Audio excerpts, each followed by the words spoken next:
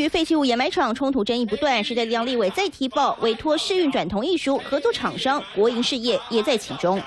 翻开市运转合约书，光是中龙钢废橡胶混合100吨，加上其他废玻璃、陶瓷、砖瓦等400吨，依照环保署公开处理定价，废弃物代码类别，每公吨最低价格计算，就得付近千万。遭质疑都是民脂民膏，就连台糖、中钢、台电也都选择跟备受争议的昆宇合作，总计将近750吨废弃物。问经济部的是，作为中钢、台糖和台电的主管机关，你们也支持昆宇利用这样子的手段来规避正当程序，然后使用黑道或暴力或黑金的情况来威胁乡亲以及破坏造桥的环境吗？据了解，国营事业因为废弃物处理需要多方探寻厂商，像跟昆宇合作意向书，不需要经过正式招标，只要符合废弃物代码级别厂商，现场调查后就能合作市运转处理。他有这样的一个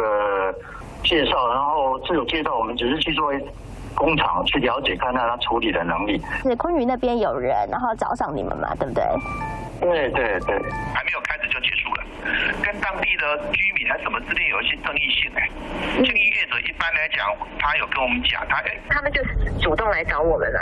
是他们主动来找我们，不是我去找他们啊。经济部国营事业委员会声明，中龙台电在108年曾跟昆宇签订有时效同意书，但昆宇未能在期间取得正式许可，所以同意书失效。他们也没交付任何废弃物给昆宇。至于台糖及中钢铝业，也未曾跟昆宇签订废弃物市运转处理同意书，也没有废弃物进到昆宇。虽然国营事业没有继续合作，但跟昆宇到底谁先找上谁，双方互推。三立新闻魏文轩、李正道、黄大峰特报道。